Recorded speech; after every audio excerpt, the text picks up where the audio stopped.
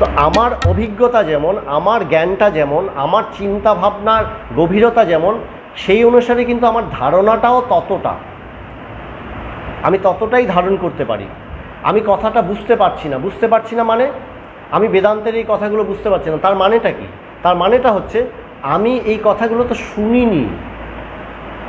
শুনতে থাকো, তাই বলছে প্রথমেই বুঝতে পারছো না, বলে চিন্তা করো না, বুঝবে।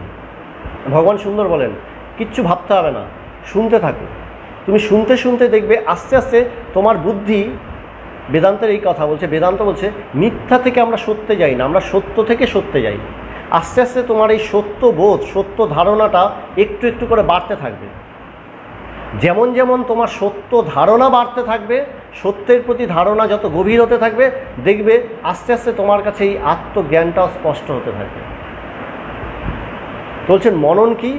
আমি আগে যা জেনেছিলাম, সেই জেনে থাকা সেই ধারণাটার উপরে ভিত্তি করে আমি নূতন কিছুকে আবার ধারণা করছি, নূতন কিছুকে শুনছি। এটা হচ্ছে মনন। আমি বিচার করছি। বিচারটা কি? যা শুনলাম সেটাকে ধারণা করার চেষ্টা করছি। বলে এই মননের গভীরতাটাকেই বলছে নিদিধ্যাসন। মানে মনন করতে করতে আমার যখন আত্মা সম্বন্ধে সম্পূর্ণ ধারণা হবে, পূর্ণ ধারণা, বলছে তৈল ধারণাটাই আবর্ত হতে থাকবে, চলতে থাকবে। তৈল ধারাবোধ বলতে বলছে তেল যেভাবে এক পাত্র থেকে আরেক পাত্র ঢাললে বলে আনইন্টারাপ্টেড ফ্লো হয়, জল ঢাললে পরে ইন্টারাপ্টেড, জল দেবে ঢক ঢক ঢক ঢক করে পড়ছে, তেল ঢাললে ইউনিফর্ম গতিতে পড়ে। বলছে তৈল ধারাবোধ, তেল মতন। বলছে সেই ধরে সবসময় ক্রমাগত এই ধারণাটা চলতে থাকবে, চলতে থাকবে। এটাকেই বলছে নিদিধ্যাসন, গভীরভাবে চলছে। নিদিধ্যাসনের গভীরতা গিয়ে, গভীর নিদিধ্যাসনে গিয়ে আমার সমাধি লাভ হয়। এটাকেই বেদান্তের তুরীয় অবস্থা বলছে, বা আমার বিজ্ঞান হয়। বলছে জ্ঞান এবং বিজ্ঞান দুটো কথা। জ্ঞান বলতে পরোক্ষ জ্ঞান, এবং বিজ্ঞান বলতে অনুভূতি। আমি যে সেই আত্মা, আমি যে সেই পরম, এটাকে আমি বোধ করলাম। আমি প্রত্যেকটা মুহূর্তে বলি আমি তো নিজেকে বোধ করি, আমি বোধ করি। কেউ আমাকে ধাক্কা দিলে আমি বলি হ্যাঁ আমাকে ধাক্কা দিলে কেন? কিন্তু আমাকে ধাক্কাটা যে দিয়েছে, সে আমাকে দিয়েছে না আমার শরীরকে দিয়েছে? তুমি দেহ নও, তুমি মন নও। আস্তে আস্তে এই বিচার করতে করতে, শুনতে শুনতে আস্তে আস্তে দেখব যে আমি সেই পরম আত্মা, নিরপেক্ষ আত্মা, দেহ মন বুদ্ধি চিত্ত অহংকার সব কিছুর থেকে নিরপেক্ষ সেই আত্মা, এই সংসার নিরপেক্ষ আত্মা। আমি সংসার নই, এই সংসারের সাথে আপন সম্পর্ক কোনো সম্বন্ধ নেই, এই কথাটাকে আমি বোধ করি। এইটা হচ্ছে গিয়ে বোধ, এই অপরোক্ষ অনুভূতি, এই বোধটাকেই বলা হচ্ছে, এইটা সমাধি অবস্থায় সাধারণত হয়ে থাকে। এটাকেই বিজ্ঞান বলে। তো বলা হচ্ছে জীবন মুক্তির কথা। আমরা আমাদের এই সনাতন ধর্মে, আমরা যেটাকে সাধারণভাবে বলি যে এই সনাতন ধর্মে বা হিন্দু ধর্মে আমরা সবসময় মুক্তির কথা বলি, যে আমাকে মুক্ত হতে হবে। মুক্ত কি? বলে সমস্ত দুঃখ কষ্ট জ্বালা যন্ত্রণা সব কিছুর হাত থেকে মুক্তি লাভ করো। বলে যতক্ষণ তুমি দেহবন্ধনে আবদ্ধ, মানে নিজেকে দেহের সাথে রিলেট করছো, ততক্ষণ দেখবে এই দেহটাকে দিয়ে নানান রকম কাজ করাতে হবে। যতক্ষণ তোমার মনের বন্ধন আছে, ততক্ষণ তোমার মনের মধ্যে আসক্তি আছে, তুমি কিছু না কিছু করবে। আমার আজকে ভালো লাগছে গান শুনতে, তাই আমি গান শুনবো। আমার ভালো লাগছে এটা করতে, আমি ওটা করব। একটা ছোট্ট বাচ্চাকে পরীক্ষার আগে বাচ্চাটা খেলতে লেগেছে, মা বলছে, মা চেঁচাচ্ছে, এই কালকে তোর পরীক্ষা না, তুই পড়াশোনা না করে তুই খেলছিস। বাচ্চাটা কি করবে? ওর খেলতে ভালো লাগছে, তাই সে খেলছে। বলে আমি যতক্ষণ পর্যন্ত মনের বন্ধনে থাকবো, ততক্ষণ পর্যন্ত আমার মন আমাকে চালায়। মজার ব্যাপার বলছে তুমি তো বদ্ধ। কিসের বদ্ধতা? তুমি কার দাসত্ব করছো? তুমি তোমার মনের দাসত্ব করছো। তোমার মন তোমাকে দিয়ে যা করাতে চায় তুমি সেটাই করো। তাই ভগবান ওই গল্পটা শুনিয়েছিলেন, যে দুই বেঈমানের গল্প। যে দুই বেঈমান কি বলছেন? প্রথম বেঈমান হচ্ছে আমার শরীর, এই দেহটাকে সারা জীবন ধরে সুন্দর করে সাজালাম, সাবান মাখালাম, তেল মাখালাম, জামা পরালাম, কত কিছু করলাম, দেহটার জন্য সব কিছু করছি, দেহটার আরামের জন্য সব করছি। এই দেহটা বৃদ্ধ হয়ে অসুস্থ হয়ে একসময় আমাকে ছেড়ে চলে যায়। তো এই দেহ বেঈমান। দ্বিতীয় বেঈমান আমার মন। এই মন যখন যেটা চেয়েছে আমি সেটাই করেছি। মন খেতে চাইলো, মিষ্টি খেতে চাইলো, মিষ্টি খাওয়ালাম। বলে ডায়াবেটিস, কিন্তু মন চাইলো মিষ্টিটা খেতে, টপ করে খেয়ে নিলাম। চকলেট খেতে চাইলে টপ করে খেয়ে নিলাম। কেন? মন চেয়েছে। আমি কিন্তু নিজেকে আটকাতে পারি না। মন যখন যেটা চায় আমি কিন্তু সেটাই করি। বলে এই মজা। বলে তুমি মনের দাসত্ব করছো। তো তুমি তো সবসময় ভালো থাকতে চাও, কিন্তু তোমাকে ভালো থাকতে দিচ্ছে না কে? বলে প্রকৃত ভালো করে ভেবে দেখো, তোমাকে তোমার মনই ভালো থাকতে দিচ্ছে না। তোমার মন তোমাকে সবসময় ডিস্টার্ব করছে। এই ডিস্টার্ব করে চলাতে তুমি কিছুতেই ভালো থাকতে পারছো না। তোমাকে ভালো থাকতে হলে কি করতে হবে? মনের দাসত্ব থেকে তোমাকে নিজেকে মুক্ত করতে হবে। তুমি যেদিন মনের হাত থেকে মুক্তি লাভ করবে, দেহের হাত থেকে, দেহবন্ধনের হাত থেকে মুক্তি লাভ করবে, বলে এইটা এই দেহে থেকে, এই জীবনেই এই অবস্থাটা লাভ করা সম্ভব। এই যে অবস্থাটা, এটাকেই জীবন মুক্তির অবস্থা বলছে। তো এই তত্ত্বজ্ঞান প্রকরণে শ্রীরামচন্দ্রের গুরু বশিষ্ঠদেব এখানটাতে রামচন্দ্রকে এই জীবন মুক্তির লক্ষণ বলছেন। জীবন মুক্তি কী, এই কথাগুলোকে ধীরে ধীরে বোঝাচ্ছেন। তো আজকে একটু প্রিফেস করলাম, ভূমিকা করলাম। আস্তে আস্তে এই আগামী কয়েকদিন ধরে এই প্রসঙ্গটাই আলোচনা করব। এখানে বলছে যে জীবন মুক্তির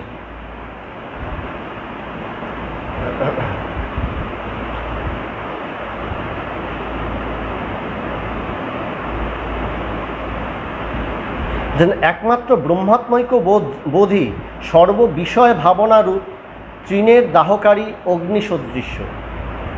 কি বলছেন? বলছেন যে একমাত্র যে আমি সেই আত্মা, আমি সেই পরম ব্রহ্ম, এই যে বোধ আমি যখন অনুভব করব, এই বোধ করব, অনুভব করব, এই বোধের ফলেই এই সংসার বলছে, সংসারটা কীরকম? বলছে তৃণের মতন, ঘাসের মতন। এই অজ্ঞানটা, সমস্ত অজ্ঞান নাশ করার ক্ষমতা কার আছে? বলে এই বোধটা, আমি সেই পরম ব্রহ্ম, আমি সেই পরম আত্মা।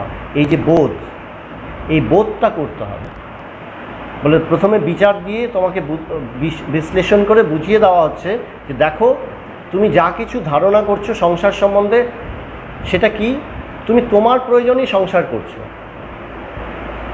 আমি সংসার যে করছি আমার নিজের প্রয়োজনে। আমার প্রয়োজনটা কি? আমার প্রয়োজন বড় না আমি বড়? আমার কর্ম থেকে আমি বেশি সত্য, তাই না? তো সেই জন্যই বলা হচ্ছে যে তুমি যা কিছু সৃষ্টি করছো, এই সৃষ্টি থেকে তুমি বিসত্য, তুমি সেই পরমাত্মা। তুমি নিজেকে পরমাত্মা রূপে অনুভব করো। প্রথমে কি হয়? অনুভবটা কিভাবে আসে?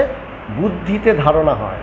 আস্তে আস্তে বুদ্ধি দিয়ে আমি যখন সম্পূর্ণ ধারণা করতে পারি, সেটাকে পরোক্ষ জ্ঞান বলছে।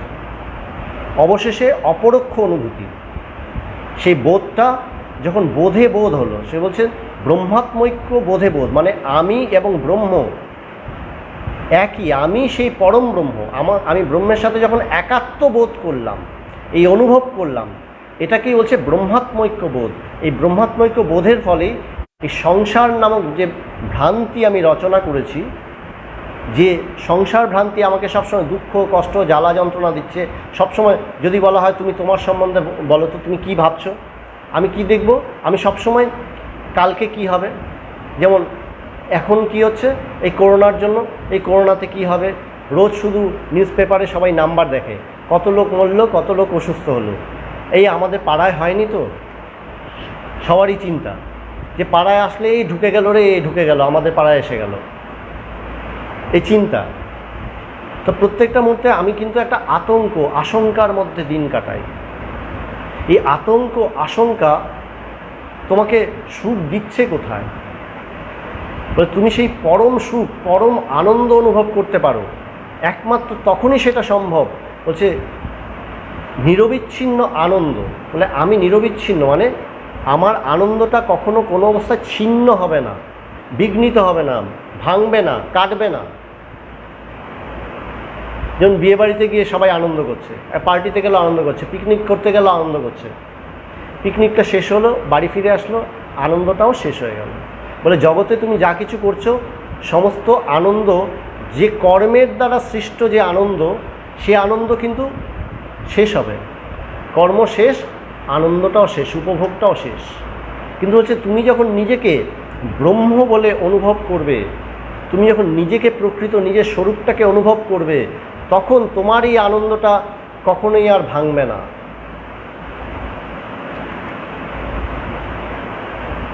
বলে এইটা হবে।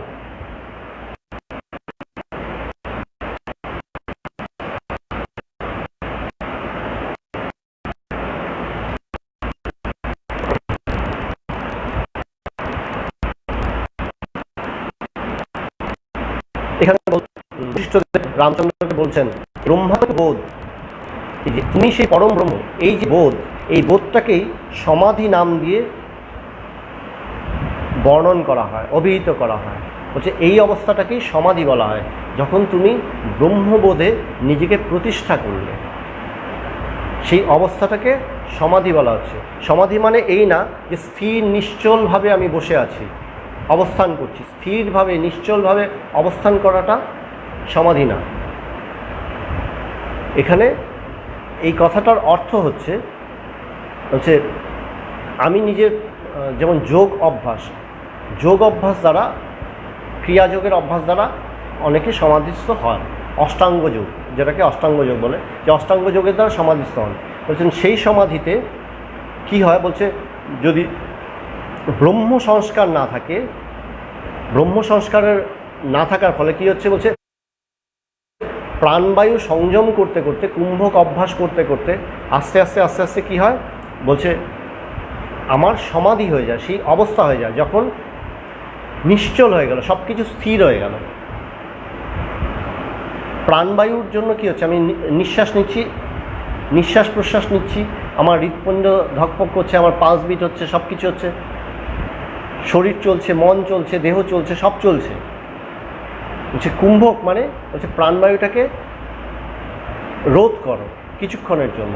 এই যোগের যে অভ্যাস, এই অভ্যাস করতে করতে কি হয়, বলে সাময়িকভাবে সমস্ত কিছুকেই থামিয়ে দেওয়া সম্ভব। এই যে প্রবাহটা, এই প্রবাহটাকে স্থির করা সম্ভব। প্রবাহের মধ্যে কোনো কিছুকে ভালো করে দেখা যায় না। ধরো তুমি জানো তোমার বন্ধু ট্রেনে করে যাচ্ছে, তুমি প্ল্যাটফর্মে দাঁড়িয়ে আছো, জানো যে এই ট্রেনটা এখানে দাঁড়াবে না। কল্পনা করো যে ট্রেনটা এখানে দাঁড়াবে না, তোমার বন্ধু আছে ট্রেনে, তুমি জানলা দিয়ে তাকিয়ে আছো, ট্রেনটা চলে যাচ্ছে, জানলা দিয়ে তাকিয়ে আছো, বন্ধুকে তুমি জানো যে বন্ধু আছে কোথাও একটা ট্রেনের মধ্যে বসে আছে, হাত নাড়ছো, বন্ধুকে তুমি দেখতে পেলে কি পেলে না সেটা বুঝতেও পারবে না, তার আগেই দেখবে চলে গেল, ভালো করে তুমি দেখতে পাবে না। ঠিক তেমনি আমিও প্রত্যেক মুহূর্তে আমি নিজেকে অনুভব করি, কিন্তু এই কর্মব্যস্ততা, এই প্রবাহের মধ্যে আমি নিজেকে বাস্তবিক কখনোই যেন অনুভব করি না। আমি সব কিছু করছি, কিন্তু আমি নিজেকে অনুভব করার উপায় কী? আমি তো সবসময় কর্মব্যস্ত, আমাকে একটার পর একটা কাজ করে যেতে হচ্ছে, একটার পর একটা চিন্তা চলছে আমার ভেতরে, তো চিন্তার প্রবাহ চলছে, তার ভেতরে আমি কোথায়? আমি এই করেছি, আমি সেই করেছি, দেখবে করেছি মানে অতীত, বা করব ভবিষ্যৎ। বর্তমানে তুমি আছো, সবসময় আমাদের ভাবনাগুলো কি হয়, হয় অতীত নয়তো ভবিষ্যৎ।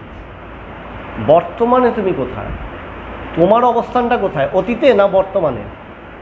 আমি তো অতীতে নেই, ভবিষ্যৎ তো এখন আসেইনি, আমি তো অবস্থান করছি বর্তমানে, কিন্তু আমার ভাবনাগুলো কি, হয় অতীত নিয়ে, আগে এই হয়েছিল, এত কষ্ট সহ্য করেছিলাম, এই আনন্দ ছিল, আগের দিনগুলোই ভালো ছিল, নানা ধরনের চিন্তা, বা ভবিষ্যতের চিন্তা যে কি হবে আশঙ্কা।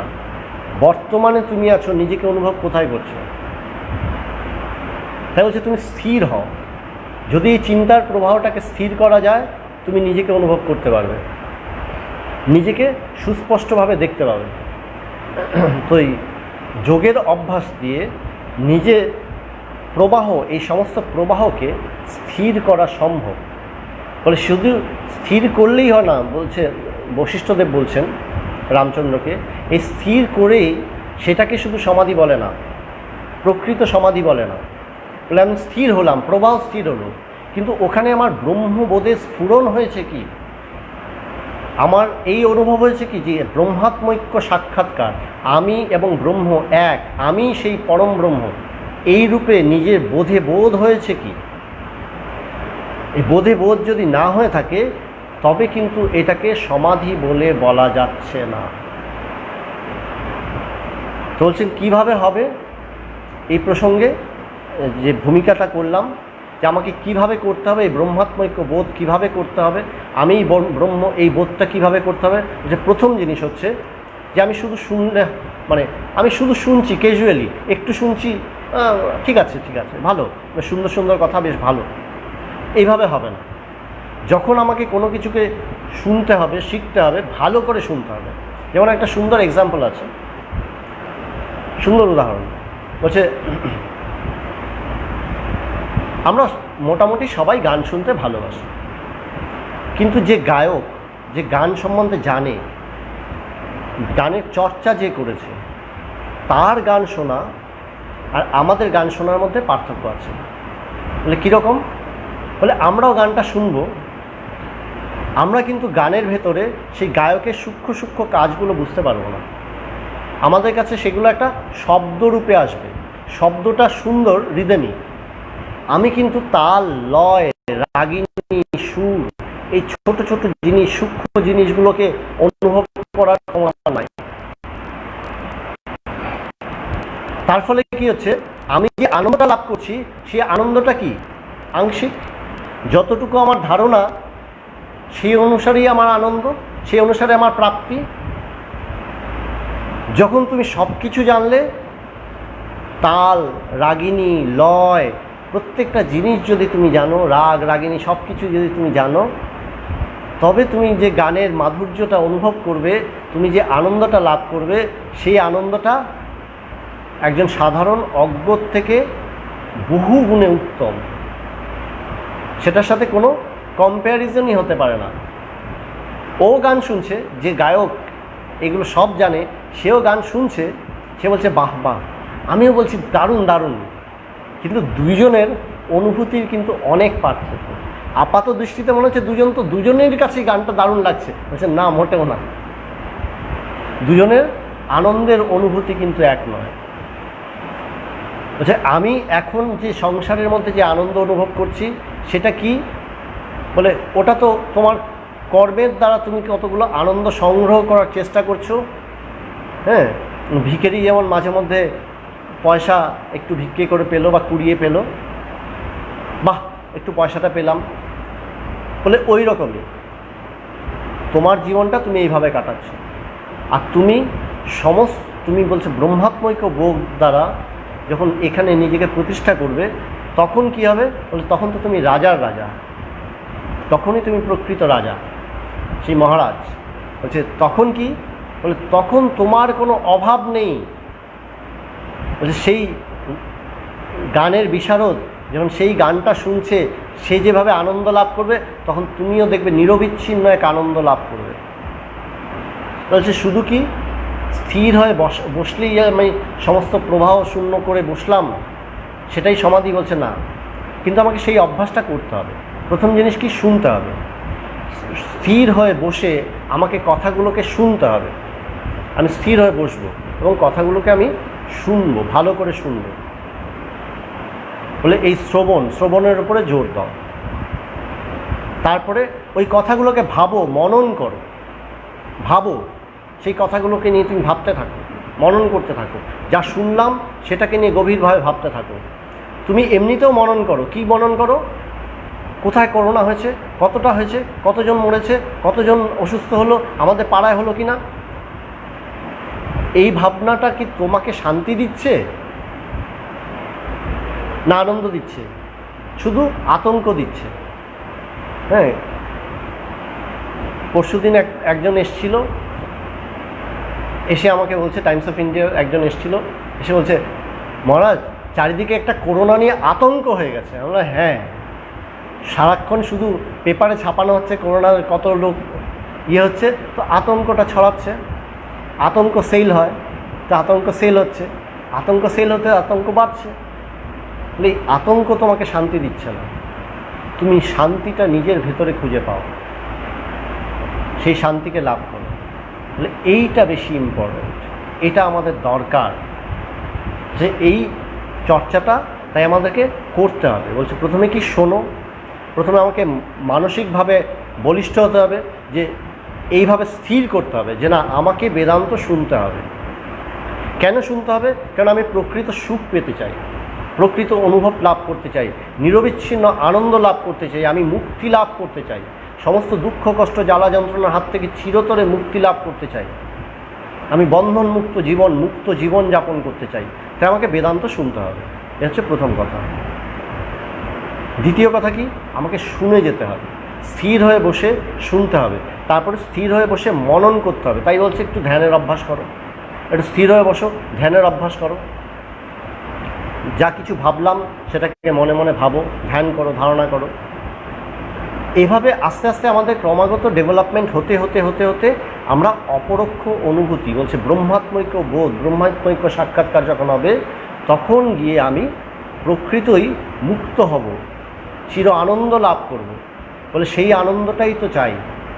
যেমন আমি যখন প্রথম ভগবানের কাছে যাই, এবং ভগবানকে প্রথম যেদিন আমি সমাধিস্থ অবস্থায় দেখেছিলাম, ভগবান সমাধি থেকে উঠেছেন, তার চোখ মুখে দেখছি এটা পরম তৃপ্তি। উঠেছেন, বললেন এই গঙ্গা স্নান করে উঠলাম। সেই চোখ মুখ দেখলেই বোঝা যাচ্ছে যে পরম তৃপ্তি নিয়ে উঠেছেন সমাধি থেকে। বলছেন এটা চাই না, এই যে আনন্দটা, তোর সারা জীবনে যা আনন্দ পেয়েছিস সমস্ত আনন্দ এক করলেও এই আনন্দের কাছে, এই পরম আনন্দের কাছে একটা ছোট্ট ধূলিকণাও হবে না, ধূলিকণা পরিমাণও হবে না। এই আনন্দ চাই না, বলে প্রার্থনা কর, এই আনন্দ লাভের জন্য প্রার্থনা কর। প্রার্থনা করলে কি হয়? আমাদের মনটা দৃঢ় হয়, না এইটা আমার চাই, মনটা দৃঢ় হয়। তখন আমি নিজেকে আস্তে আস্তে প্রস্তুত করতে পারি যে আমি স্থির হয়ে বসবো, তাই তো এটা আমার চাই।